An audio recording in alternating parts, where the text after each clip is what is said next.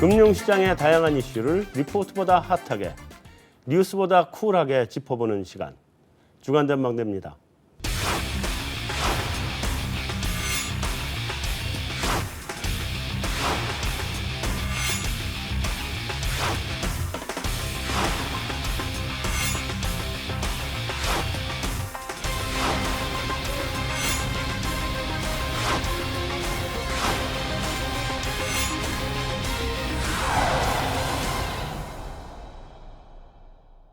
안녕하십니까?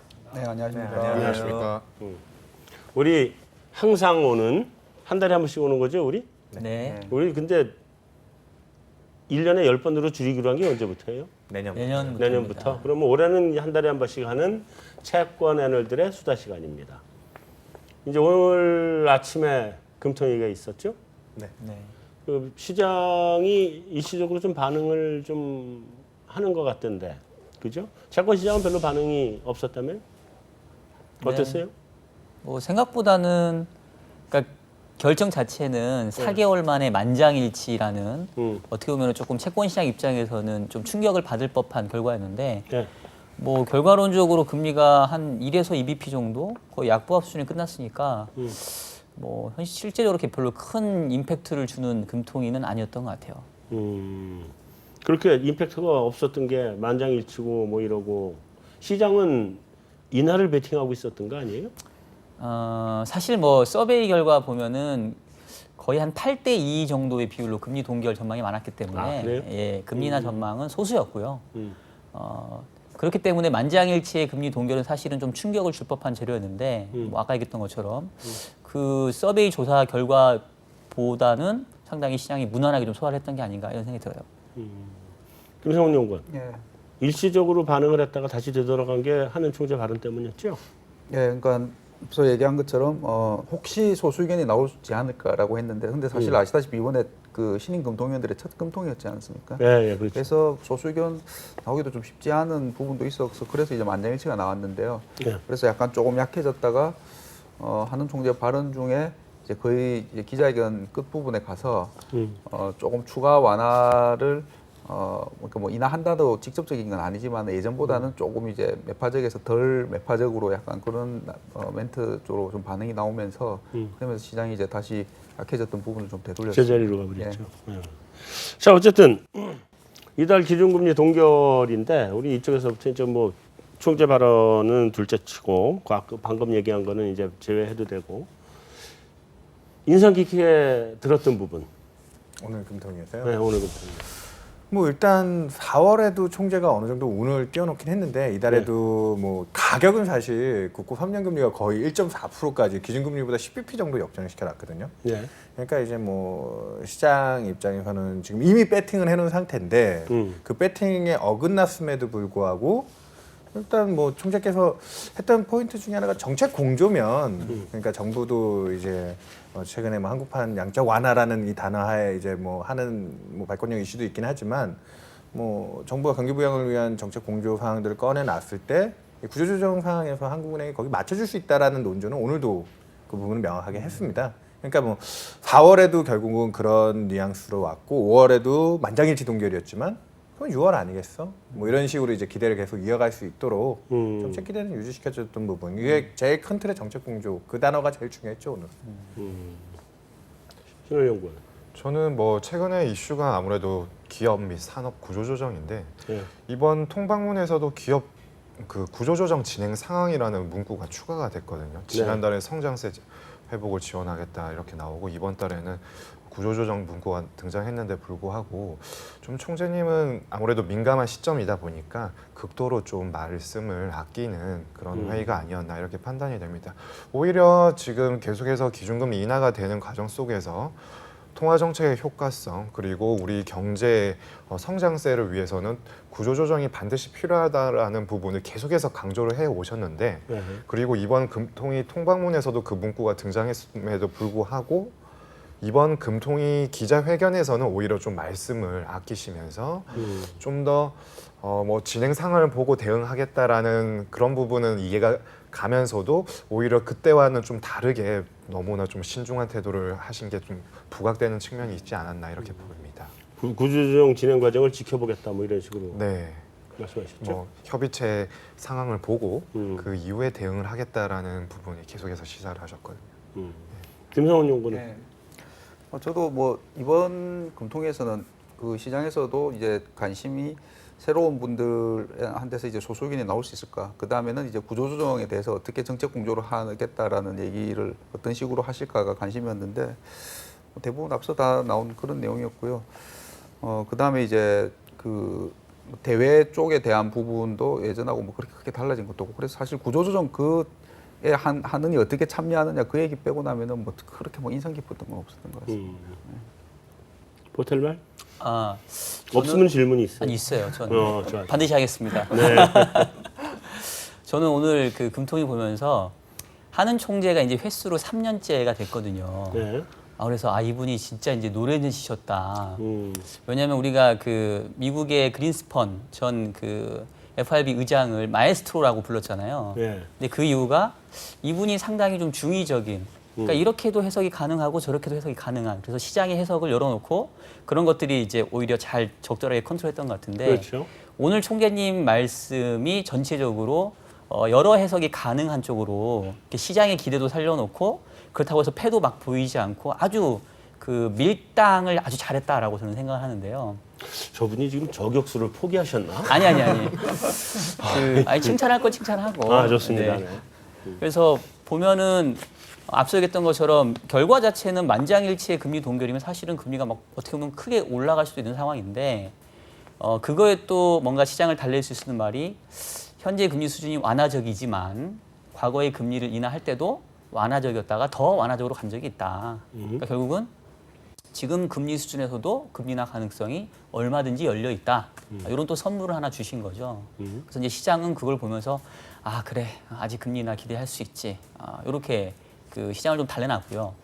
다만 이제 금리 인하의 조건을 기존에는 뭐 금융안정 쪽 내지는 또 정책 공조 이런 얘기 하시다가 오늘은 또 다시 또 경기에 대한 어떤 추가 하강 리스크를 좀 뭐 대비하겠다 뭐 이런 식으로 얘기를 해서 하여튼 뭐 인하를 할 수도 있고 안 할 수도 있고 여러 가지 해석이 가능한 그런 말씀하셔가지고 역시 이제 3년째가 되시니까 총재님이 아주 그냥 하나님 좀 노련해졌다. 시장을 잘 끌고. 거의 여우 수준이 됐구나 이런 생각이 들었습니다. 그 칭찬 같지도 않고 이게 잘 모르겠네. 네, 뭐 구사하는 단어가 박정희 연구원도 한 3년 분석하더니 거의 여우 수준으로 얘기하네 이제. 네, 뭐 그래요. 난 사실은 제일 앞부분에 지금 우리 경기 상황에서 현재의 금리면 충분히 완화적이다라고 하고 시작을 했잖아요. 그죠? 그럼 현재 이제 이 경기 상황에서 금리를 낮추지 않겠다는 얘기를 이제 명확하게 밝히고 들어갔는데, 근데 그럼 어느 정도 수준이 되면 더 완화적으로 가야 될까? 난 그게 궁금했어. 그러니까 이번 1분기가 분기 성장률이 0.4%밖에 안 나왔잖아요. 그렇잖아요. 작년 메르스 때 이후로 또 굉장히 부진한 성장이었는데 그 수치를 다 보고도 한국은행이 이번 5월까지도 액션이 없었죠 사실.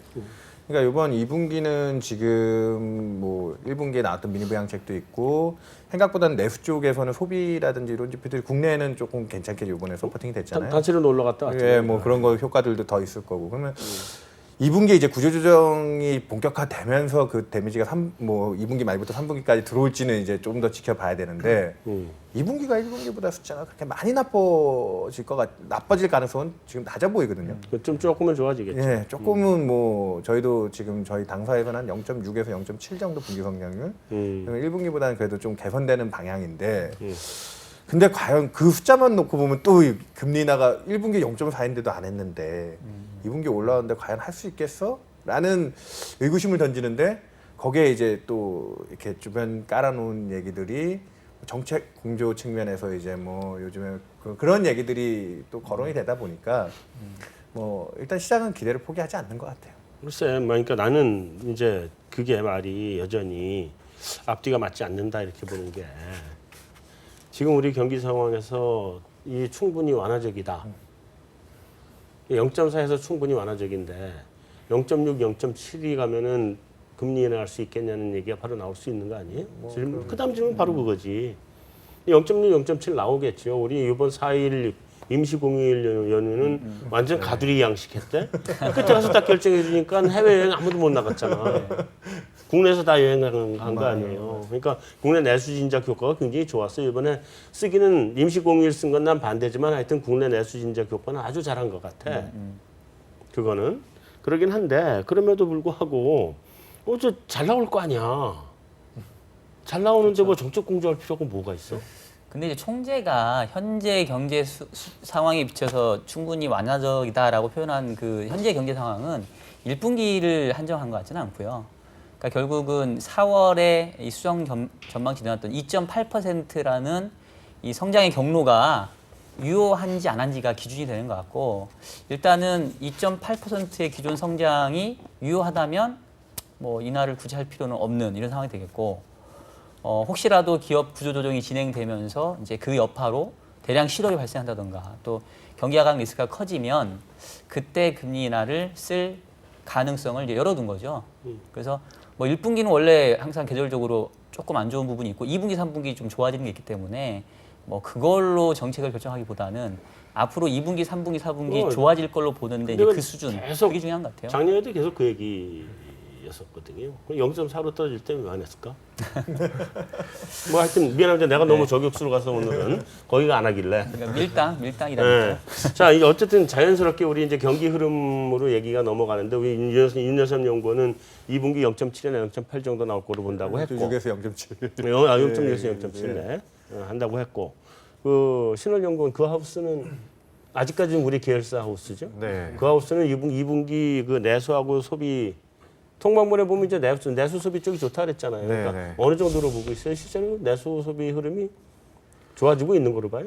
지금 뭐 이 부분은 일시적이고 좀 프로모셔널한 성격이 좀 강하지 않나 이렇게 판단하고 있고요. 예. 뭐 지금 좋아지는 것은 뭐 팩트 상으로 좀 사실 그 좀 확정적인 것 같습니다만은 이게 추세적이냐에 대해서는 의구심이 굉장히 강하기 때문에 좀 뭐 긍정적인 신호를 과하게 해석할 필요는 없는 상황이 아닌가 이렇게 보고, 그렇기 때문에 저희 지금 지금 GDP 성장률 2.6으로 조금 낮췄는데 추가 하향 조정 가능성 더 열어두고 있는 상황입니다. 뭐 이런 부분들 반영을 좀 더 해야 되겠고, 뭐 지금 이 측면에서 워낙 지금 뭐 정부의 그런 민간 소비발 내수 부양에 대한 의지는 강했고, 이번에 좀 전에 말씀하신 것처럼 뭐 워낙 황금 연휴 효과가 좀 있었기 때문에 좀 어느 정도 긍정적인 측면은 부각되겠지만 뭐 추세 가능성은 낮고, 우선 이 수출과 내수의 양극화, 성장 기여도에 대한 양극화가 작년에 이어서도 올해도 좀 더 지속이 될 가능성이 높기 때문에 예. 이 부분에 있어서 좀 더 우려가 좀 굉장히 좀 심화될 수 있다. 오히려 특히나 지금 이 동남권 벨트라고 해야 되나요? 이 부분 이제 아무래도 지금 구조조정 이슈가 그 부분에 맞춰져 있는데, 지금 그 이슈가 좀 더 진행이 되면 될수록 사실 실물 경제에는 굉장히 큰 영향력을 미칠 수 있고, 또한 그 이슈가 지금 뭐 2분기에 좀 더 개선될 수 있다, 미약한 회복세가 좀 나올 수 있다라고 한 부분을 잠식해 버릴 가능성을 배제 못하기 때문에 뭐 내수에 대한 긍정적인 부분보다는 오히려 잠재적인 리스크에 대한 부분이 좀 더 우려가 부각될 수 있지 않나 이렇게 보고 있습니다. 실제로 나는 그 동남권 벨트 얘기를 지금 신원연구원이 했지만 동남권 벨트에서 구조조정이 개시되는 것보다 구조조정한다는 소리가 나오는 지금 이미 사람들의 소비 심리는 선반영하고 있을 거라고 보거든요. 그러잖아요. 구조조정한다 그러면 일단 소비부터 다 줄이고 봐요. 누가 잘릴지 모르니까. 그런 거 아니에요? 이미 뭐 고향이 그쪽이라서 그런 건 아니지만 뭐 소식 들어보면 그런 얘기 뭐 많이 듣고 있고요. 네. 뉴스 같은 곳만 봐도 뭐 뉴스에서도 그쪽에 이제 상황이 굉장히 그러니까 나빠지는 속도가 굉장히 좀 빠른 것 같습니다. 보면. 그렇죠. 예, 그 빠르고 말씀하신 것처럼 아직 시작도 안 했지 않습니까? 엄밀하게 따지면 그럼. 시작도 안 했는데 이미 그런 상황이고. 그래서 저는 소비가 괜찮다고 하는데 지표 물론 뭐 백화점 매출 좀 늘고 이런 부분도 있지만 1분기에도 저는 기억이 그린북 이런 거 나올 때 보면, 그리고 한은에서도 내수는 나쁘지 않다라고 했는데 어쨌든 1분기 GDP에서 내수의 기여도가 마이너스가 나왔지 않습니까 보면. 그래서 그러면. 대체 어떤 게 좋은지 저는 잘 모르겠고요. 다만 이제 최근에 제가 본 것 중에 눈에 띄는 거는 수출이 10일까지 수출이 플러스로 전환했습니다 보면은. 네, 드디어 수출이 플러스로 전환돼서 이게 이제 추세적으로 그동안 마이너스 계속 나오던 게 좀 줄어들다가 4월에 또 마이너스가 폭이 커졌는데 수출이 5월에 플러스로 전환할 수 있을지 이 부분이 또 좀 주목이 됩니다. 거기는 뭐 저도 신월연구랑 좀 비슷한데 최근에 지표를 보면 이제 1분기하고 또 3, 4월 지표하고 조금은 그 차이가 있는 것 같아요. 1분기에는 전체적으로 유가 폭락하고 중국 금융시장 붕괴되면서 공포감이 클 때라 1, 2월이 되게 안 좋았고 이제 3월부터는 전반적으로 분위기가 좀 괜찮아졌잖아요. 그리고 5월까지도 뭐 연휴 효과 때문에 전반적으로 소비 지표 그다음에 뭐 정부의 재정 조기 집행 때문에 건설 투자 지표 이런 것들은 좋게 나올 것 같은데 결국은 시장에서 바라보는 거는 이게 하반기까지 이어질 거냐 여기에 포인트가 있는 것 같아요. 그래서 저도 이거 조삼 아니냐 하반기에 쓰고 하반기에 투자할 거 지금 땡겨서 상반기에 이렇게 해놓은 거라서 과연 하반기에도 이 모멘텀이 이어질 건가 그리고 뭐 구조조정 물론 본격화 안 됐지만 심리 위축이 제가 봤을 때는 그렇다고 해서 먼저 시작된 것 같지는 않아요. 아직은 구조조정이라는 게 그 해당 지역에만 조금 이제 먼저 선반영이 됐고 다른 쪽까지는 파급된 것 같지는 않거든요. 실제 대량 실업이 발생하고 뭐 안 좋은 뉴스 플로우가 나와야 되는데 그래서 그런 것들이 이제 하반기 집중되게 됐었을 때 과연 지금 우리가 최근에 나타나고 있는 이 소비 회복과 건설 투자의 회복세 이게 지속될 거냐 지금으로선 상당히 조금 부정적으로 저희는 보고 있는 거죠. 저희 쪽 하우스는. 저 건설 투자야 가겠죠. 주로 이제 요즘 민간 아파트로 이제 주로 가고 있는 상태니까. 1분기에는 근데 그 근데 저기 정부 발주가 좀 많았었습니다. 여기 정부 발주가 있었고. 근데 어쨌든 상반기 거 하반기 거 땡겼었으니까 뭐 그런 거고. 이제 건설 투자 쪽에서는 그래도 거기가 버텨주는 힘일 거예요. 올해 경제를. 근데 그것만 가지고 경기를 끌고 가기에는 내수 경기를 지금 기대할 게 별로 없어서 그러면 이제 그 추가 금리 인하를 하느냐 마느냐의 문제를 만약에 논할 것 같으면 구조조정 패키지하고 같이 맞춰서 가는 것도 좀 아닌 것 같기도 하고 꼭 그렇게 가야 되냐 지금도 하고 그때도 또 하면 되지 그런 생각도 들고 그렇죠. 하여튼 뭐 그거는 뭐 그런 것 때문에 사실은 아까 저격수를 하긴 한 건데 원칙적으로는 나는 금리 인하는 반대입니다. 원칙적으로. 안 하는 환경이 너무 좋죠. 네, 원칙적으로 반대입니다. 그나저나 신원연구원 네.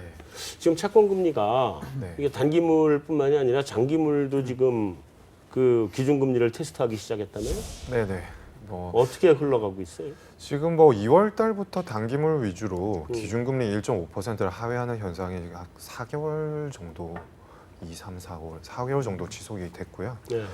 이게 그 시점에 대한 불확실성 때문에 다소 이제 단기물끼리 이제 역전 현상도 벌어지고 막 좀 왔다 갔다 했는데 최근에 아무래도 총선 이후에 좀 사그라들던 정책 기대감이 다시 재부각되면서 네. 하단 테스트가 좀 지속되고 있습니다. 그래서 이번 주, 지난주, 이번 주에는 좀 역사적 최저 수준을 다시 재갱신하는 그러죠? 그런 현상이 일어났다가 수요일부터는 이제 아무래도 금통위 관망 심리, 좀 레벨 부담감이 기술적으로 좀 작용을 하면서 소폭 조금 반등은 했습니다만은 뭐 크게 의미를 두기는 좀 어려운 상황이 아닌가 보고요. 결과적으로는 이 하단 테스트는 좀 더 당분간 이 정책 기대감과 불확실성이 공존하는 상황 속에서 좀 하단 테스트의 우위를 무게 중심을 좀 실어줄 수밖에 없는 그런 시장 참가자들의 그런 좀 패턴이 나오지 않나 이렇게 보고 있습니다. 우리 지금 국고채가 3년물, 5년물, 10년물 뭐 이런 식인가요? 네. 5년물, 10년물짜리들은 얼마나 돼요? 5년물이 지금 1.5대 지금 와 있고 그렇죠. 기준금리하고 거의 붙었고 10년은 그래도 아직까지 1.7%대로 한 20bp 정도 버퍼가 있는데 역사적으로 기대가 많이 쏠렸었던 때는 뭐 2000년 중반에는 기준금리가 세게 올라가면서 10년물하고 붙었던 적도 있었고 금융위기 이후에도 10년 금리랑 2009년 10년 뭐 그때 왔다 갔다 할 때는 또 기준금리랑 뭐 이제 다시 그러니까 2012년부터 금리 역전될 때 10년 금리랑도 또 거의 붙는 수준까지 간 적도 있는데 지금은 약간 역사상 최저 금리 수준 때리니까 그렇게 초장기 영역까지는 넘보지 못하는데 5년까지는 이제 거의 섭렵했죠 지금. 그죠? 그래서 뭐 우리나라가 지금 전 세계에서 장단기 금리 차가 가장 또 좁은 국가 중에 거의 꼽힙니다. 그러니까 기준금리 수준은 주요 선진국이나 뭐 국가들에 비해서는 우리가 그래도 1.5%면 조금은 그래도 조금 일단에 높은 있고요. 거죠. 예, 일단에 있고 그 다음에 장기 금리는 미국 10년하고 우리 10년하고 비슷하니까. 역전도 됐었지 않았나? 뭐 초근래 뭐 한 20bp까지도 역전된 적이 있었죠. 그렇죠. 예. 그러니까 우리 경기가 장기적으로 지금 별로 좋을 게 없다고 기대하는 거 아니에요? 그러니까 커브의 기울기로 보면, 그러니까 어떻게 보면은 다른 나라보다 장기 금리는 뭐 같거나 좀 낮고 기준금리 높다는 얘기는 이제 역설적으로 보면 아직 통화 정책이 향후 미래의 인플레와 미래 경기 회복을 기대할 정도로 강한 완화가 아니다. 이렇게 시장은 해석하고 있을 수도 있죠. 한마디 보탤 거 없어요? 그러니까 뭐 얘기하셨듯이 그거죠. 뭐 이 부분도 연결될 수 있는데 뭐 한국판 양적 완화 얘기 나오는데요. 그걸 좀 다르게 해석하면은 해외에서 보면은 국가 등급 자체는 선진국에 가까워졌으니까 등급은 괜찮고 뭐 소브린 리스크는 없는데 매크로는 별로 안 좋으니까 장기 금리는 낮고 정책 금리는 높고 그러면 너네는 무슨 일이 문제가 있으면은 정책 금리 내리면 되는데 왜 그거 안 내리고 무슨 이상한 한국판 양적 완화를 한다는 뭐 그러느냐라고 해석을 할 수 있겠죠. 네. 그냥 기왕에 이제 한국판 양적 완화 얘기가 나왔으니까 글로 넘어가 봅시다. 한국판 양적 완화가 도대체 지금 내용이 처음에 부총리를 지내셨던 분이 얘기했던 내용하고 지금 내용이 좀 많이 달라졌어요. 그래서 그렇죠. 지금 지금 한국판 양적 완화의 내용이 도대체 어떤 건지 우리 제일 신참이 한번 설명을 해줘 보실까? 그러고 난 다음에 한 마디씩 돌아가면서 얘기해 봅시다. 워낙 이게 확정되지 않은 부분이어가지고 뭐 설왕설래 하고 네. 있잖아요. 그러니까 대체로 이런 거다 하는 거를. 지금 결국에 이제 그 산은에서 이제 구조조정을 진행할 자본이 좀 딸리고 비하해서 사는 뭐 수은 뭐 등등. 네. 네. 그리고 또 처음에 총선 전에는 MBS 관련된 부분도 이제 인수를 해서 그 가계부채 부담감 좀 경감을 시켜주고 유동성을 지원해서 그런 이제 주택 시장의 하방 가격 하방 경제성을 좀 잡아주는 유동성을 좀 부여할 수 있는 그런 얘기가 나왔는데 그건 없어졌죠. 예, 이제. 그건 이제는 말씀을 없어졌죠. 안 하시고 이제 그 구조조정 관련된 산업에 대한 지원 체계를 얘기하시다가 지금 이슈는 이제 국책은행의 자본 확충 방안에 대해서 정부가 할 것이냐 하느니 할 것이냐 이런 이슈로 좀 넘어간 것 같습니다. 그렇죠. 예, 정부는 아무래도 이 정부 재정 적자나 네. 정부 부채 증대에 굉장히 민감한 워낙 재정 건전성을 추구하던 정부의 그런 정권의 공약이 있었고 지금 올해 이제 40%를 넘어갈 예정이기 때문에 네. 이런 부분에 좀 부담감을 가져서 아무래도 하는 너네가 좀 했으면 좋겠다 이런 의사를 좀 강하게 표출하시는 것 같고요. 한은에서는 아무래도 좀 이런 부분에 있어서는 굉장히 보수적으로 나올 수밖에 없기 때문에 네. 이런 의견들이 지금 충돌을 하면서 오히려 구조조정에 대한 이번 우리가 지금 현재 어려움을 처한 기업과 산업에 대한 구조조정에 대한 그 목적과 당위성 얘기는 조금 사라지면서 이렇게 결과적으로 구조조정 할 건데 돈을 누가 댈래 이런 얘기로 좀 넘어가는 양상인 것 같습니다. 그렇죠. 예. 일단은 방금 얘기 중에 좀 나오긴 했지만 왜 이 이슈가 불거졌느냐. 원래 기본적으로 그 산업은행은 정부 100% 출자 회사고 그리고 이런 구조조정 이슈가 터졌을 때 정부 주도하에 이제 끌고 가는 게 맞는데 과거에 뭐 IMF 같을 때는 뭐 한국은행이 좀 출자에 개입한 적도 있고 수출입은행은 한국은행이 출자하는 거에 대해서 뭐 법상 제재가 없습니다. 이미 출자가 기본이 돼 있는 상태이기 때문에 13% 이상을 가지고 가기 네. 때문에. 그러니까 뭐 국회 안 가도 되는 거죠. 그렇죠. 수출입은행 쪽 그런데 산업은행을 지원하는 이슈. 산업은행이 지금 구조조정의 제일 핵심 회사들하고 연결된 이제 익스포저가 제일 많으니까 가는 건데 방금 얘기했듯이 정부가 이제 정부 부채 자체만 하면 40%밖에 안 되는 수준이지만 GDP에 40%밖에 안 되지만 뭐 우리나라는 방금 산업은행이나 수출입은행도 또 정부가 또 그만큼 지분을 갖고 있는 공공부채 규모를 환산해 보면 대략 뭐 GDP 70% 이상 나온다고 보는 거거든요, 사실. 거기에 따르는 그리고 부담들을 느끼다 보니까 우리나라는 지금 양적 완화를 주장하시는 분들의 논리 중에 하나가 한국은행이 갖고 있는 자산, 요즘에 중앙은행들의 자산이 굉장히 좀 이슈가 됐잖아요. 주요국들이 워낙 양적 완화하면서 뭐 GDP의 20%, 30% 이상씩 중앙은행 그 자금이 들어가면서 유동성이 공급됐는데 한국은행은 까봤더니 전체 500조 원이 좀 넘는 자산을 갖고 있더라고요, 한국은행이. 그러면 그것도 적지 않은 규모입니다. 분명히 우리나라 GDP가 뭐 1,600조 정도 되니까요, 명목 기준으로. 적지 않은 규모인데 거기서 대외 자산, 외환보유고를 까고 났더니 외환보유고가 벌써 우리가 3천억 달러가 넘잖아요. 그러니까 외환보유고 4천억 달러가 되는데 그걸 까고 났더니 실제 국내 자산은 100조도 안 돼요. 한 7, 80조? 그 정도밖에 안 되는 거예요. 그러니까 혹자들은 그 국내 자산 기준으로 거기서 금융중개 주연 대출 뭐 20조도 안 되는 규모, 그다음에 정부의 대출 자금, 유가증권에 다 해봐야 50조도 안 되는 그 돈으로 한국은행의 역할이 좀 부족한 거 아니냐. 아니, 제가 양적완화를 찬성하는 게 아니라 그쪽에 얘기하시는 분들은 한국은행의 역할론을 좀 더 강조하시는 것 같아요.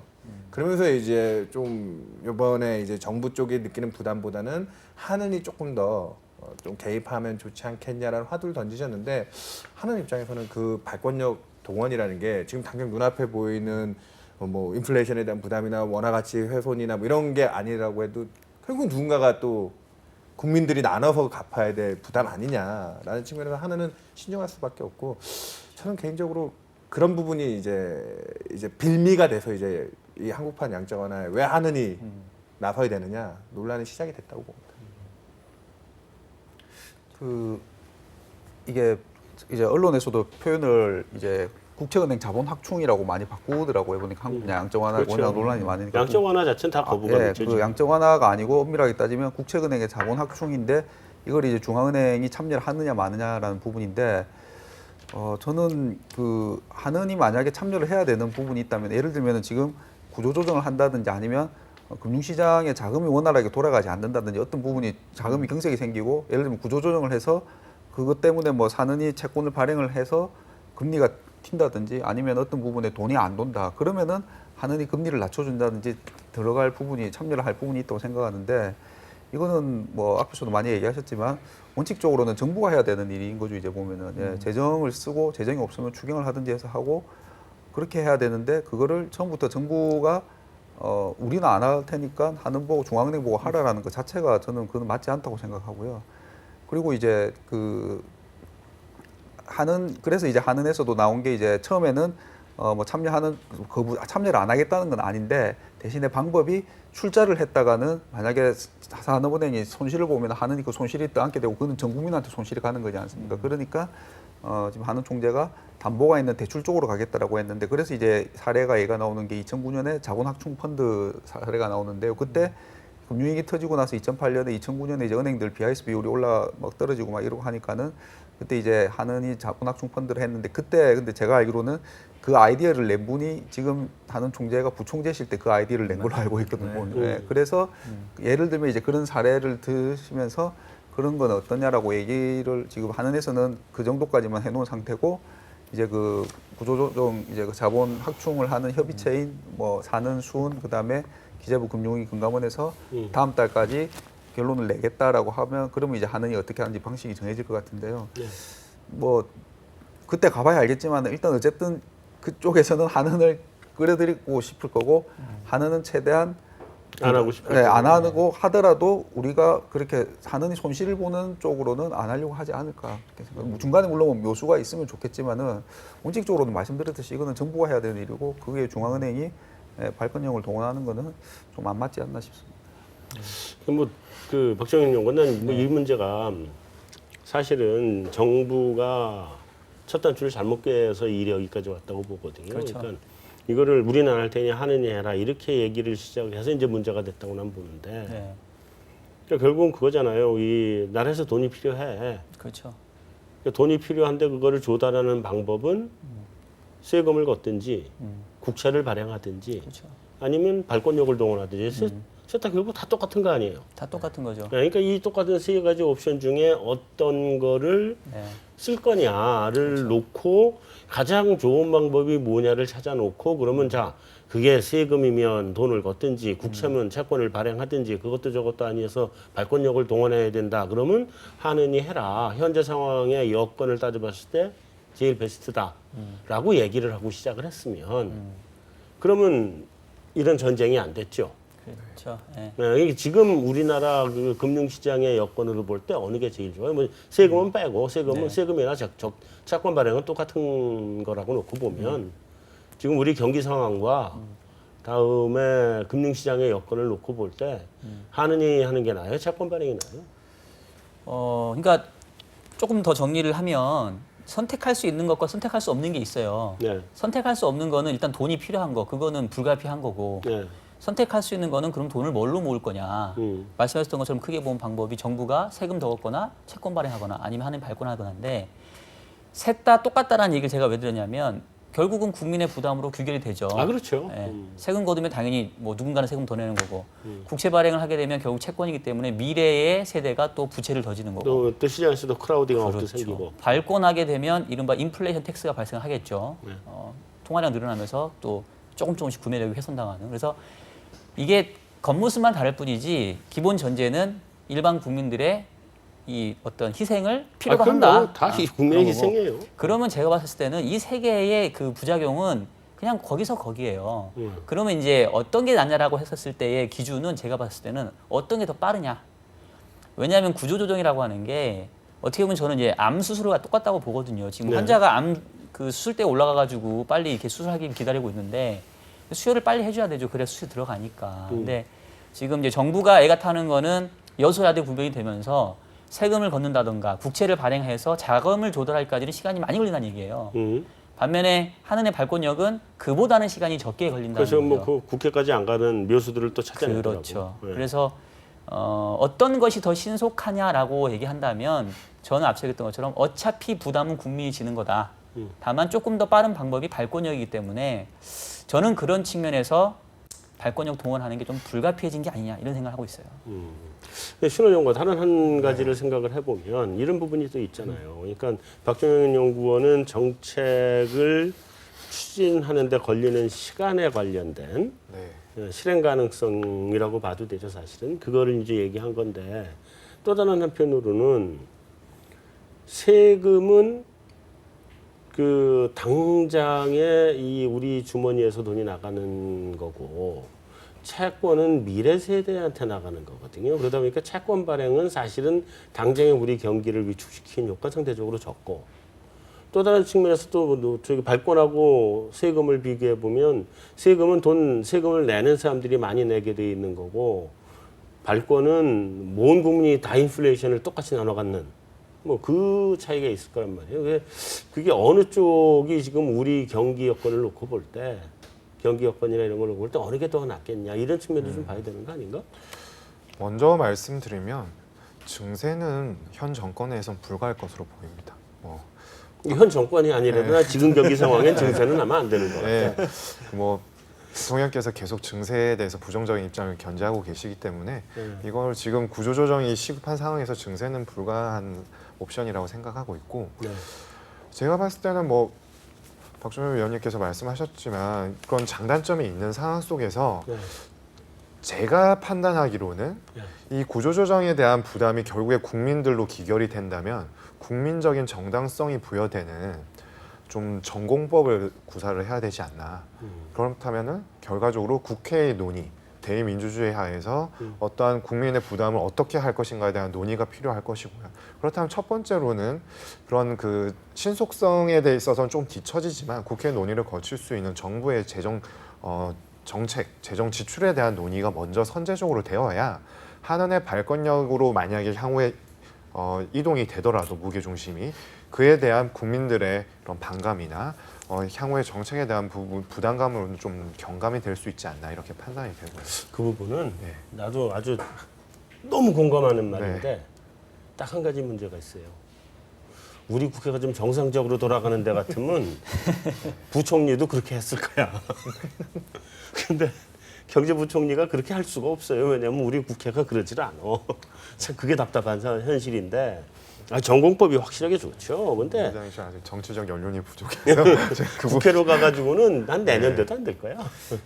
저는 한 가지 좀 아쉬운 게 구조조정 해야 된다는 얘기는 예전에도 있었지 않습니까? 네. 근데 그때는 뭐 이런 얘기 있어도 안 나오다가 왜 선거 지나고 나니까 갑자기 이게 선거 때 이게 뭐 이슈가 돼 불거져가지고 선거 끝나고 나니까 정부에서 갑자기 막 해야 되는데 뭐 재정 지금 안 되니까 빨리 할 수 있는 거 하는 뿐이니까 하자라고. 만약에 이번에 선거가 없었으면 이런 얘기가 안 나왔을까요? 그 전에 했죠. 근데 선거 때는 네. 그 얘기를 못 한 거지. 그러니까요. 그 왜 이게 좀 타이밍도 보면은 그러니까 뭐 아까 말하는 방법이나 그리고 타이밍도 그렇고 여러 가지 오해를 불러 일으킬 만한 그럴 수 좀, 있죠. 예, 그런 부분이 아쉽지 않나 싶습니다. 그리고 저는 드리고 싶은 얘기 중에 하나가 저는 아까 뭐 양적 완화에 대해서 필요성이 있고 그 속보성 때문에의 논의도 있지만 가장 경계하는 건 지금 이제 하는 총재도 하는 말이고 전임 하는 총재들조차도 이제 나와서 하는 얘기긴 한데 이게 이지머니라는 게 한번 손대기 시작하면 그 모든 법도 그렇지만 판례라든지 사례가 굉장히 중요한데 우리가 IMF 외에는 하느니 그렇게 쉽게 자기 발권력을 동원한 적이 없었다는 거죠. 이전에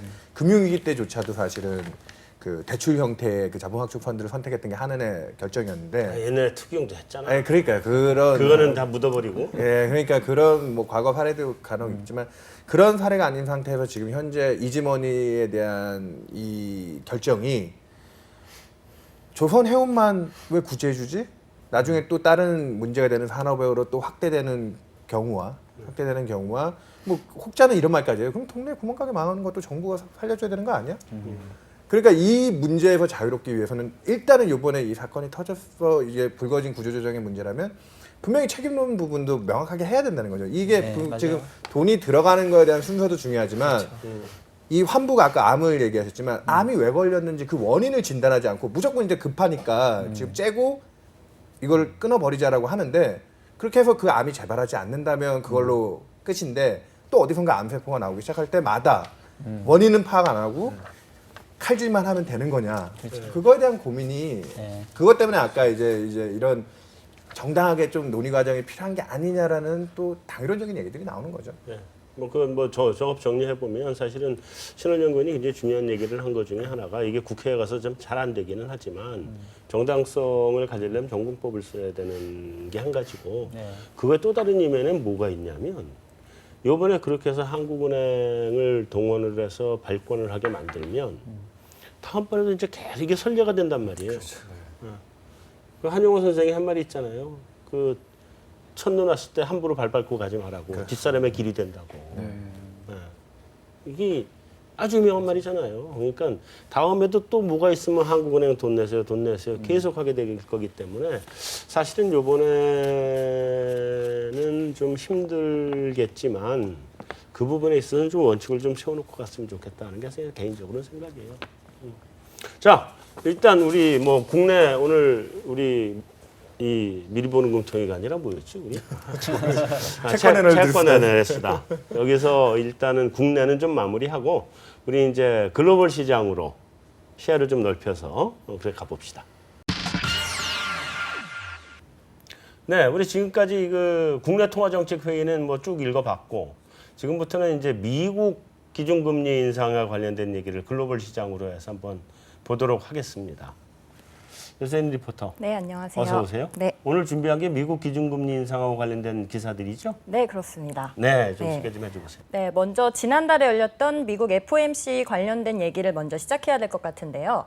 연준의 3월 성명서와 4월 성명서가 달라졌죠. 눈에 띄는 주목해야 될 점이 있었다면 어떤 게 있었나요?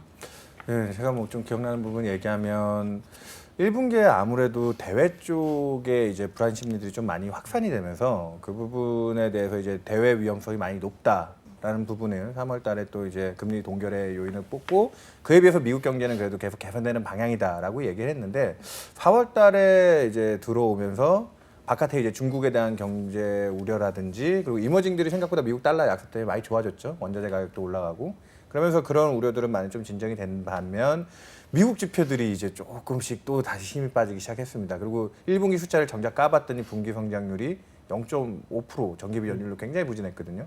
그런 부분 때문에 이제 미국 경제에 대해서는 또 개선 흐름에 대해서 조금 자신하기는 좀 힘들지 않느냐 이런 쪽으로 좀 균형이 바깥의 어려움은 좀 나아지는 쪽으로 안에 좋다라는 부분은 또 약간 좀 어려운 쪽으로 그래서 중간으로 좀 수렴하는 그런 정도로 기억이 남습니다. 그게 기억이 나요? 그래도 뭐 언제적 얘기인데. 뭐 그렇죠. 그래도 뭐 한 보름 전 얘기라 그나마 한번 짚어보고 가야죠. 30대는 아직 좀 기억나세요? 우리 형이 생각이 없어 아무 생각이. 네, 연준의 성명서가 발표된 이후로 블룸버그는 6월 금리 인상의 가능성을 연준이 문을 열어놨다라고 분석했습니다. 노턴 트러스트 이코노미스트는 위험과 관련된 표현의 삭제는 상당히 중요하다라고 강조를 했고요. 또 HSBC는 글로벌 리스크 문구가 삭제된 건 6월 금리 인상 가능성에 대비하라는 시그널을 준 것이라고 분석을 했는데요. 6월 금리 인상 가능성에 대해서 어떻게 생각하시나요? 시그널 받으셨나요? 윤 위원님께서 말씀하신 것처럼 좀 지표가 지금 신흥국의 그런 좀 위험 불확실성이 좀 선진국으로 특히 미국이 먼저 좀 반응을 하는 것 같거든요. 이런 부분 때문에 좀 지표상으로 봤을 때는 좀 반신반의가 되는 게 사실이고 사실 좀 6월 금리 인상을 하기에는 그 성장 동력의 회복 모멘텀 자체가 좀 둔화되었다고 보는 것이 데이터 디펜던트한 기준으로 봤을 때는 조금 어렵지 않나. 현실적으로는 좀 2월 될 가능성이 높아졌다 이렇게 보고 있습니다. 그러니까 4월 FOMC 이후에 발표됐던 뭐 4월 ISM이라든지 미국 고용 지표라든지 이쪽에서 이제 조금 시장 기대치보다 또 낮은 수준의 데미지들이 들어왔거든요. 사실 그 부분하고 그리고 4월 FOMC 혁명회의도 또 중요한 포인트 중에 아까 얘기 안 했던 부분이 인플레이션이 계속 올라오다가 딱 그 4월 달에 FOMC 직전에 발표된 3월 숫자가 또 꺾였어요. 유가는 올라오고 있음에도 불구하고 미국 내부적으로 이제 올라가던 물가에 대한 기대가 좀 꺾인 부분이 있었기 때문에 지금 4월 고용 지표 나오고 나서 주요 IB 중에 6월 달 금리 인상을 지지했던 하우스들이 꽤 많았습니다. 미국 쪽에. 뭐 골드만삭스라든지 바클레이즈라든지 뭐 꽤 많은 하우스들이 있었는데 그 하우스들이 다 일제히 지금 동결 쪽으로 넘어갔어요, 지금. 그래서 그 FOMC 성명서 나오고 난 다음에 그 불과 보름간의 간격 그 사이에 시장의 기대는 좀 많이 변했죠. 아까 이제 4월 FOMC 사실 저희가 기억을 잘 못하는 이유가 말씀했던 것처럼 이제 그 이후에 지표들이 상당히 많이 바뀌었고 바뀌었죠. 아까 이제 뭐 연준이 6월 금리 인상 가능성이 문을 이렇게 열어놨다고 했는데 이 바람 불어서 다시 닫혔어요. 네, 그래서 지금은 조금 상황이 다른 것 같고 지금 제가 보기에는 이제 미국 경제의 그 미스테리가 뭐냐면 작년 같은 경우 보면은 고용 시장이 그렇게 좋고 또 이 에너지 가격이 그렇게 낮고 그럼 사실 미국인 입장에서는 이보다 더 소비하기가 좋은 상황이 없거든요. 근데 미국의 소비는 지난해 상당히 부진했습니다. 근데 최근 들어서는 고용 시장이 약간 조금씩 이제 뭐 질적인 지표 임금은 조금 올라오지만 양쪽으로 다시 고용 그 수 자체가 줄어들고 있거든요. 그리고 이제 유가도 조금 올라와 있고 그럼 작년에도 미국인들이 소비를 많이 안 늘렸는데 과연 고용이 조금 주춤하고 다시 이제 어떤 비용이 올라가는 상황에서 이제서야 이 소비를 늘릴 수 있을 거냐? 저는 그 부분이 상당히 퀘스천 마크라고 생각을 하고요. 그거에 대한 확신이 있기 전에는 금리 인상은 절대 못할 것 같다. 그래서 6월달 금리 인상은 저는 뭐 이미 물 건너간 게 아닌가. 예, 바람 맞게 너무 많이 불어갖고 문 못 열 것 같은데. 근데 그 지금 달러는 굉장히 강세잖아요, 여전히. 그죠?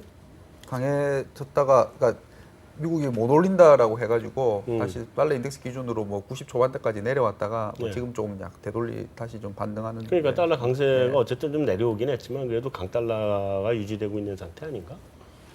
레벨로 보면 레벨은 그렇잖아요.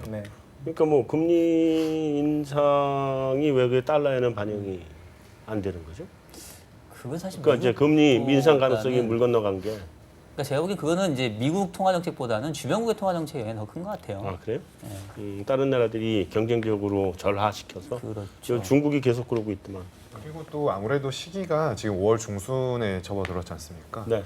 6월 중순에 예정되어 있는데 아무래도 이 6월 달 지금 FOMC 3월 점도표에서 연 2회 금리 인상을 반영한 점도표가 나왔고 이에 대한 경제 지표가 흔들리고 있지만 우선은 그거를 사람들이 싸그리 무시는 못하지 않습니까? 그렇기 때문에 시간이 지나면 지날수록 6월 FOMC에 대한 경계 심리는 어쩔 수 없이 가질 수밖에 없고요. 그런 상황 속에서 달러와 강세 속도가 둔화되었지만 최근에 다시 조금 그 속도가 둔화된 부분이 회복을 하는 부분은 시간이 점점 FOMC에 가까워지면 가까워질수록 기술적으로 조금은 달러가 강세에 대한 그런 모멘텀을 좀 회복할 수 있는 기술적인 흐름이 아닌가 이렇게 보는 게 좀 적절할 것 같습니다. 잘 알겠습니다. 다음. 네, 박정윤 연구원님 말씀하신 것처럼 고용 지표를 들면서 월스트리트의 힐센레스 기자입니다. 연준 전문 기자라고 불리기도 하는데 힐센레스 기자는 고용 지표를 요인으로 6월 금리 인상의 가능성을 낮게 평가했습니다. 4월 고용이 이제 안 좋게 나왔죠. 그 잘 나오는 기준인 20만 명보다 더 낮은 16만 명이 나왔고요. 그렇죠. 그리고 그거 안에를 세부적으로 보면은 시장 예상치보다도 안 나온 훨씬 거죠. 안 좋게 나왔습니다. 안 좋게 나왔고요. 그 보면은 계속 이제 고용에서 이제 제조업하고 서비스업으로 나눠서 보면은요, 제조업 고용은 계속 마이너스입니다. 안 늘고 있고요. 서비스업이 그 전달에는 좀 늘었는데 그 늘었던 서비스업이 이제 증가폭이 줄면서 전체를 다 내려온 거죠, 이제 보면은. 그러니까 뭐 이 자리에서 몇 번 얘기됐지만은 계속 미국 고용의 이제 그 제조업의 괜찮은 일자리보다는 서비스업의 웨이터 이런 자리만 계속 늘고 있는 게 과연 이게 진짜 좋은 거냐 이런 논란하고 3월에는 고용 이제 수는 양은 잘 나왔는데 임금이라는 질이 안 좋게 나왔는데 4월에는 반대로 양은 안 좋게 나왔는데 임금이라는 질은 또 좀 좋아졌거든요. 그렇죠. 그러니까 이게 계속 상승률이 좋았죠. 혼조를 보이고 그 와중에 아주 막 이렇게 좋아지는 건 안 보이니까는 그래서 이제 그 실천에서 기자 같은 경우는 이 고용 이래 가지고서는 6월에 올릴 수 있을까? 그 시장도 그걸 반영해서 미국 금리 인상 확률이 그 지표 나오고 나서 6월 인상 확률이 10% 아래로 떨어져 버렸거든요. 그냥 지금 아까 그 지적했던 소비 문제가 사실 제일 심각한데 고용 지표에도 이번 16만 명 중에 제일 크게 꺼진 분야가 소매하고 도매업 쪽, 특히 소매 쪽 고용이 엄청 줄었습니다. 거의 보합 수준까지. 그쪽이 원래 일자리 창출력이 많은 분야인데 백화점 매출들이 되게 안 좋아요. 미국에서 보면은 어제도 그 마시 실적이 나왔는데 예상을 확 굉장히 하회하면서 안 좋았기 때문에 거기에 대해서 방금 의구심이 되게 많은 거예요. 뭐 이렇게 실질 소득 부분은 그동안 낮은 물가의 영향도 있었고 달러 강세까지도 도와줬으면 사실 그랬으면은 더 늘었어야 되는데 1분기에 과연 뭐가 있느냐. 기업들이 투자를 많이 조금 지금 주저하고 있잖아요. 달러 강세의 또 역풍이죠. 그러면서 거기에 따라서 달러 인덱스가 뭐 거의 100포인트 인덱스 기준으로 갔던 게 최근에 90 중반 밑으로까지 떨어지면서 기업들은 지금 이제 또 한숨 돌리는 과정으로 간 거거든요. 미국 기업들이 실적이 굉장히 작년 4분기부터 안 좋아지면서 주식도 많이 흔들렸는데 최근에는 미국 기업들이 실적에 대한 눈높이도 낮추고 그런 부담을 덜어내는데 그 재고를 덜어내는 과정에서 고용도 영향을 좀 받고 있는 거 아니냐. 그렇게 이연되는 고용 부분이 돌아서 소비 쪽이 좀 흔들리고 있는데 거기에 제가 또 하나 드리고 싶은 게 3월 달에 미국 자동차 판매가 되게 안 좋았어요. 그게 이제 또 내구재의 제일 핵심인데 그거 문제 있는 거 아니냐. 미국 소비가 뿌리채부터 흔들리는 거 아니야 했는데 4월 달엔 그래도 자동차 판매가 좀 올라왔더라고요. 그래서 3월 달에 충격이 들어왔던 부분 중에 하나가 테슬라의 그 전기차가 내년도에 나오긴 하지만 그 30만 대 이상이 계약이 체결이 되면서 일시적으로 이제 자동차 쪽에 판매가 줄어버렸구만. 지금 사야 될 사람이 이연 돼버린 그렇죠. 이연 효과네. 그 효과까지 자동차 업계에 들어오면서 판매 쪽에 소매 쪽 소비 쪽에 좀 데미지가 들어왔는데 4월에 자동차 판매가 좀 어느 정도 올라오는 모습을 보이니까 오늘 밤에도 뭐 미국 소매 판매가 발표가 되겠지만 그래도 더 나빠지지는 않지 않을까라는 기대인데 그게 안 살아나면 아까 박종현 연구원이 얘기하셨듯이 연준도 6월달에 절대 금리 인상 못할 것 같습니다. 난 미국 고용에 대해서는 그렇게 생각해요. 그러니까 그 마르크스의 노동시장 공급에 관한 이론이 뭐냐면 농촌 붕괴거든. 산업이 아무리 일어나도 농촌이 계속 붕괴되면서 그 농촌에 있는 인력이 계속 따라 들어오기 때문에 임금은 절대 안 올라간다. 그거거든요. 결국.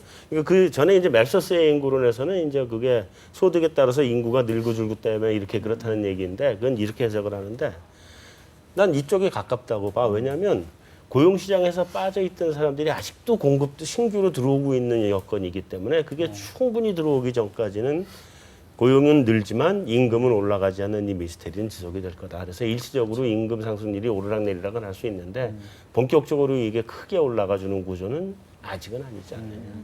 경제활동 참여율이 너무 많이 빠져 있으니까 그 옐런이 그것 때문에 그 필립스 커브 가지고 연준 이사들하고 한번 작년에 논란도 있었거든요. 네.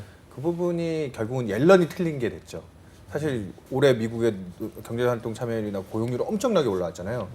그 부분이 이제 일할 의지도 없던 구직 포기자들이 이제 다시 이 정도 됐으면 실업률이 5% 밑으로 들어왔으니까 나도 일자리를 찾아볼까 하면서 그렇죠. 이제 임금 상승을 절하야 하는 부분이 되니까. 보니까 벌어도요 옛날만큼 안 쓰는 것 같아요. 총률이 올라가서 그러니까 이게 아직은 좀 무서운 거야. 아직 뭐 한번 대인 게 있으니까는. 그렇죠.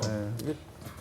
그러니까 아까 이제 제가 작년에도 미국인들이 소비를 안 했는데 과연 이제 와서 할 수 있겠냐라는 부분인데 뭐 우리가 이제 그 필립스 커브를 기본적으로 연준위원들은 신봉을 하죠. 그러니까 실업률이 떨어지면 시차를 두고 물가가 올라갈 거다. 근데 사실은 그 안에 숨겨져 있는 그 중간 과정은 임금이 오른다라는 가정이 있어야 되거든요. 근데 말씀했던 것처럼 뭐 그 잉여 인력들이 아직 많고 그다음에 구조적으로 보면 지금 미국의 노동자들의 그 연령층이 40대의 그 중반 정도가 이제 가장 많은 비중을 차지하고 있다고 해요. 그래서 이들이 생각하기에를 지금 내가 벌고 있지만 이제 은퇴 시점이 다가오기 때문에 소비 성향 자체가 좀 늘어나기 힘들죠. 미래에 대한 부분들. 그래서 결국은 지금 당장의 경기가 좋고 이런 부분보다는 뭔가 이게 추세적으로 경기가 좋아질 거다라는 확신이 생겨야 소득이 소비로 이어질 텐데 좀 그 힘들죠. 기대 뭐 우리도 지금 하기 힘들어 죽겠는데 아니 그 고령화 문제가 심각하죠.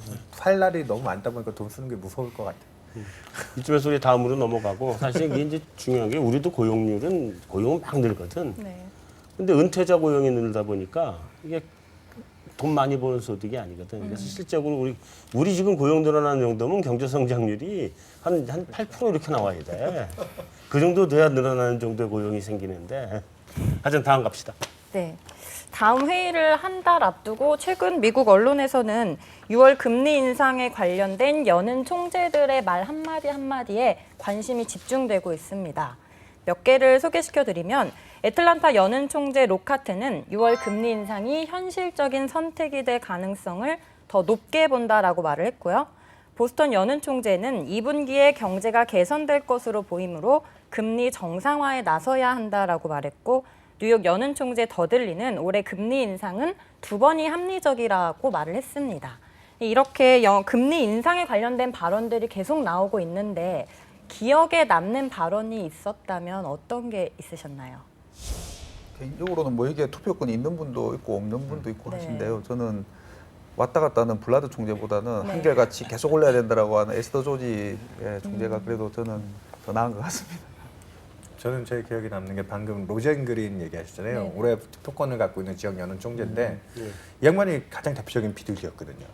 작년까지 비둘기였고 그 비둘기를 한 번도 바꾸시지 않았던 분인데 최근에 들어서 이분이 지금 약간 이 올려야 될 타이밍이 오고 있다라는 쪽에 뉘앙스를 자꾸 주니까 변심한 비둘기가 무섭죠 사실은. 그러다 보니까 이분이 올해 2번 인상을 굉장히 좀 강하게 주장을 하는 쪽이에요 지금 최근에. 그래서 과연 이런 비둘기들을 자극할 만한 재료가 뭐냐. 솔직히 최근에 이렇게 지표들도 굉장히 많이 혼조되고 있는데 작년에도 12월 달 금리 인상할 때 많은 논란이 있었지만 연준이 지켜야 될 그 절대적인 가치, 정책 신뢰성 부분을 또 고려하고 있는 부분도 왜 있을 거다 그런 거 생각하고 있습니다. 나는 이렇게 생각해요. 이 미국 연준 의장들 발언을 하는 걸 보면 두 가지 특징이 있어. 하나는 맨지 비둘기인지 왔다 갔다 해. 그래서 믿을 수가 없어요, 첫째는. 첫 번째고. 그다음에 두 번째는 이 사람들 다 짜고 발언하는 것 같아. 자기 회의하면서 야 이번에 네가 발언해? 네가 발언해? 이게 짜고 하는 것 같은데 어떤 느낌이냐면 시장이 너무 늘어지면 긴장성 멘트가 날라오고 시장이 너무 긴장하면 늘어지는 멘트가 날라와요. 그게 사람들마다 바뀌어가면서 나와. 그래서 FOMC 회의가 난 그것 각본 짜는 회의 아닌가 싶어. 다음. 네, 마지막으로 제가 기사를 찾다가 재미있는 기사가 있어서 또 준비를 해봤습니다. 미국 공화당 대선 주자 트럼프가 최근 여론조사 지지율이 40%를 기록하기도 했는데요. 트럼프가 자신이 대통령이 되면 옐런 의장을 재지명하지 않겠다라고 말하면서 화제가 됐습니다. 뭐 여러 가지 이유가 있죠. 옐런이 공화당 사람이 아니다. 뭐 이런 얘기도 있고 있는데 뭐 재지명하고 말고는 대통령이 그냥 자기가 하고 싶은 거 하는 거 아니야? 고유 권한 아닌가? 그렇죠. 그렇죠? 대통령 고유 권한이지. 네. 연준 의장은 4년 임기. 4년 임기 2018년까지는 되는데 그 이후에 이제 재지명을 안 하겠다. 그리고 트럼프 발언들 그 전에도 이제 금리를 안 올릴 때는 지난해 이제 트럼프가 힐러리 도와주려고 금리 안 올리는 거지 이렇게 얘기도 한번 했었고요. 보면은요. 그 지금 트럼프는 뭐 좀 왔다 갔다 하긴 하지만 그래도 뭐 채권 국채 빚으로 달러 찍어서 뭐 갚아버리면 되지. 그리고 금리를 인상을 해서 만약에 달러가 강해지고 금리가 올라가면은 미국 경제 이제 굉장히 안 좋기 때문에 금리를 올리면 안 된다라고 지금 생각하고 있기 때문에 네. 그래서 옐런 의장이 본인은 뭐 매파가 아니고 비둘기라 하더라도 어쨌든 지금 금리 그 인상을 그 주도하고 있는 연준 의장이기 때문에 바꾸겠다 뭐 그런 뉘앙스인 것 같습니다. 트럼프가 실제로 자기도 파산을 많이 당해봤대요. 그 재벌인데도. 여러 번 했죠. 네, 내가 그래요. 미국에 있을 때도 파산됐었어. 네, 그렇게 트럼프가 그런 경험이 있어서 자기는 이 빚 갖다 쓰는 거에 굉장히 능통한 사람이다. 이런 또 좀 말을 세게 하시는 편이잖아요. 뭐.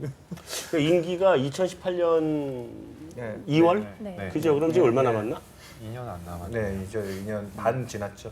2018년 2월이면 우리 대통령 임기랑 같네. 대선이 네. 2017년 그렇죠? 12월이니까. 네, 그래서 선거가 그렇게 하면 취임은 이제- 2월이니까 네, 그다음에 네, 그죠? 맞아요. 딱 그러면 1년 한 7, 8개월 남은 기간 동안에 옐런이 미국 경제를 살려놔야 되네. 기가 막히게 살려놓으면 못 바꿀 걸? 네. 앨런 할머니를 데려와도 좋을 것 같은데. 옐런 의장이 2014년에 취임을 했는데요. 과거 옐런 의장의 행보를 돌아본다면 개인적으로 어떻게 평가하시나요? 세계 경제 대통령을 제가 감히 평가를 하기는 좀 어렵습니다만, 일단 뭐 최소한 무난하게 통화 정책 정상화를 이끌었기 때문에 최소한 뭐 중립 이상 우수한 수준은 아닌가 뭐 이렇게 판단하고요. 오히려 저는 뭐 그 평가하기보다는 이번 옐런 의장이 맡으시고 난 이후에 미국 경제에 대해서 좀 한번 생각을 해볼 수가 있었는데, 미국 경제에 대한 세계 경제의 영향은 여전히 강력하지만 과거처럼 절대적인 수준이 아님을 이 옐런 의장 시기에 전 세계인들이 좀 공감한 시기가 아니었나 이렇게 판단이 되고요. 뭐 며칠 전에 인포맥스 기사를 보니까 옐런 의장은 그 회의가 있어서 공항에 가실 때 일찍 나가신 걸 좋아하신다고 하시더라고요. 그렇기 때문에 이 성실성이 그동안의 그런 전반적으로 좀 우수한 그런 그 업적을 남기시는데 좀 일조하지 않았나 이렇게 판단합니다. 네. 훈훈하게 마무리하시네요. 뭐 사실 옐런 의장 정도면 굉장히 잘한 거죠. 미국 경제 여건을 놓고 볼 때 뭐 금융시장에 이렇게 큰 충격도 주지 않고 잘 끌고 왔죠. 그래서 아무리 봐도 90점 이상은 줘야 될 것 같아요. 그래서 높게 주시네요. 도널드 트럼프가 저렇게 뭐 공화당원이 아니니까 자른다? 갖다 드릴 후보도 별로 있을 것 같지 않은데. 여기서 마무리하죠. 자, 수고되셨습니다. 수고하셨습니다. 자, 주간 전망대 오늘 코너 여기서 마치겠습니다.